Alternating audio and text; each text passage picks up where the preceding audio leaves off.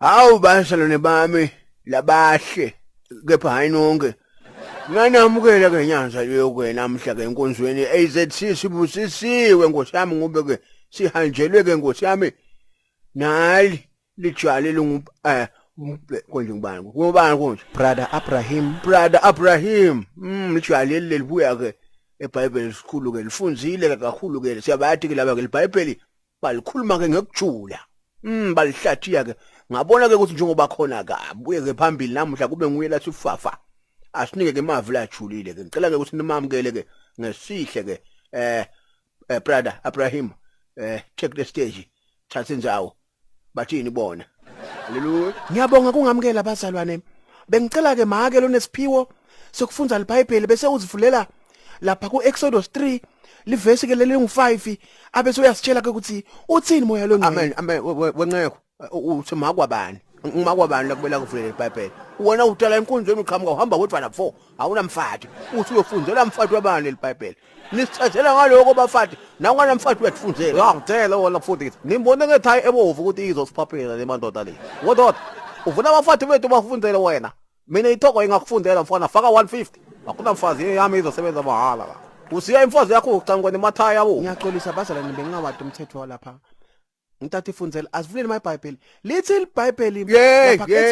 ujakeni abasengakavuli man bayekela banike isikhathi slow down man tawumitha kulezayo la esisimo vulani bangcwele vulani bazalwane sebavulile ngingafundza baba mani banike isikhashana kunamogogo la ubukele 1 2 naso shona kho lithi iBhayibheli lapha kuExodus 3 uNkulunkulu wayesethi kuye ungasondeli lapha khumula izimbathatha zakho ngobe le ndawo osokuyo isingcwele. LeBhayibheli bazalwane ayikhulumi ngembathatha kepha likhuluma ngekuthi utshintshe inhlitiyo yakho uma sewusindisiwe uthi uNkulunkulu tshintsha le inhlitiyo yakho ngobe lendzawo lesongene kuyo sengcwele. Omanceke yankosi Abraham brother Abraham mina nditekile manje inhliziyo nabhatata kuhlakana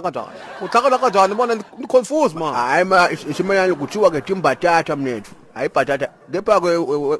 we brother hayi man nami ngithithekile ngiyakhumbula ke leBhayibheli lapho ke uNkulunkulu bekakhuluma naMoses athi akhumule ke timbatata ngobe elendzawo lasafike kuyo sengcwele manje wena usakhumula inhlitiyo mina sengithithekile manje inhlitiyo bayikhumula kanamba bani nga16 kumbe 17 spanel manje angenzi Moses bekase ICU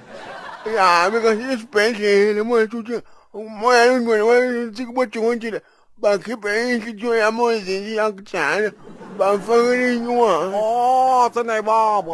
ICU alimufa niyo Vula seyavakala hayi bazalwane senayimosha manje angizange ngikhuluma kanjalo mina ayisho kanjalo sive ngawe sithatha plan saba kodwa yiwo manje okhuluma ngabhatata man yekela indaba yabhatata sicabanisa ibhatata phela bona yabona ke nawungathi utawuthi ngihlala phansi ngitawushumayela lami lelibandla funa abanikele abantu la besibambelela nakhona wena babe ngibani lathi ngikhulume ngabhatata ngithi timbatata kushiwo ticathulo asivele siyekele yonke le asiyekele le vesi sivulelenye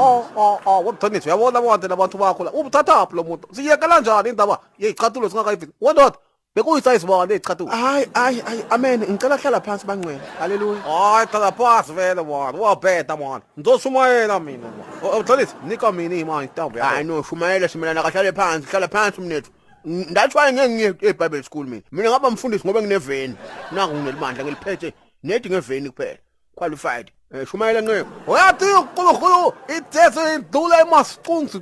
emasicungcweni yabantu yathi kuyile imuntu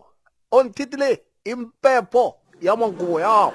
yakhuthuka yathi niphelela imodla ibani anibambile impepho yamangubo yami yabona iJudas Iscariot yamchitha yamphinga